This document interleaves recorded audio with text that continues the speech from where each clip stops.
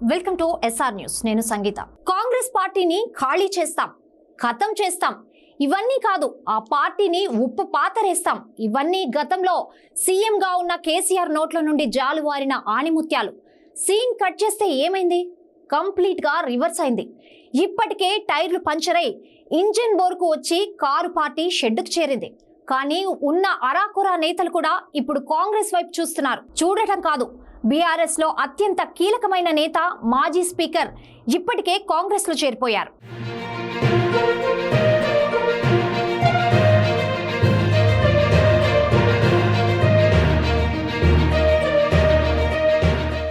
Congress party విధి విధానాలు నచ్చాయి, ప్రభుత్వ పాలసీలు ప్రజారంజకంగా ఉన్నాయి.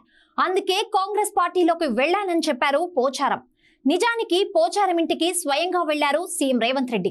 నేరుగా ఆయనతో మాట్లాడారు, పార్టీలోకి ఆహ్వానించారు, చేర్చుకున్నారు.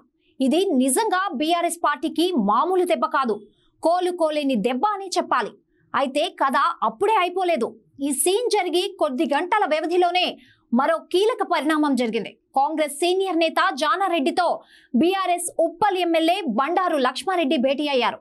ఎందుకు అంటే జానారెడ్డి పుట్టినరోజు కావడంతో ఆయన నివాసానికి వెళ్లి శుభాకాంక్షలు తెలిపారు. కాస్త వింతగా ఉంది కదా, అంటే బర్త్డే విషెస్ చెప్పొద్దని కాదు, కానీ రాజకీయాల్లో ఏది అనూహ్యంగా జరగదు. లక్ష్మారెడ్డి కూడా త్వరలోనే కాంగ్రెస్ లో చేరేందుకు రెడీ అయ్యారని అర్థమవుతోంది. శ్రీనివాస్ రెడ్డి, లక్ష్మారెడ్డి మాత్రమే కాదు, బీఆర్ఎస్ కు చెందిన మరికొందరు ఎమ్మెల్యేలు కూడా కాంగ్రెస్ లో చేరేందుకు రెడీ అవుతున్నారని ఇప్పుడు పొలిటికల్ సర్కిల్లో చర్చ జరుగుతోంది. ఇలా చేరే వారి సంఖ్య డజనుగా ఉన్నట్లు తెలుస్తోంది. సీఎం రేవంత్ రెడ్డికి అత్యంత సన్నిహితంగా ఉండే ఓ లీడర్ ఆ ఎమ్మెల్యేలతో రెగ్యులర్ గా టచ్ లో ఉన్నట్లు తెలుస్తోంది. కబురు పంపిన వెంటనే వారంతా పార్టీలో చేరేందుకు సిద్ధంగా ఉన్నారట. ప్రస్తుతం పరిస్థితులను చూస్తుంటే ఒకరు ఇద్దరు ఎమ్మెల్యేల చేరికలు కాకుండా ఏకంగా బీఆర్ఎస్ ఎల్పీ విలీనం కోసం కావలసిన ఎమ్మెల్యేల సంఖ్య కోసం కాంగ్రెస్ ఫోకస్ పెట్టినట్టు కనిపిస్తోంది. అయితే కాంగ్రెస్ లో చేరేందుకు సిద్ధమైన ఎమ్మెల్యేలో ఎక్కువ మంది గ్రేటర్ కు చెందిన వారే ఉన్నారట.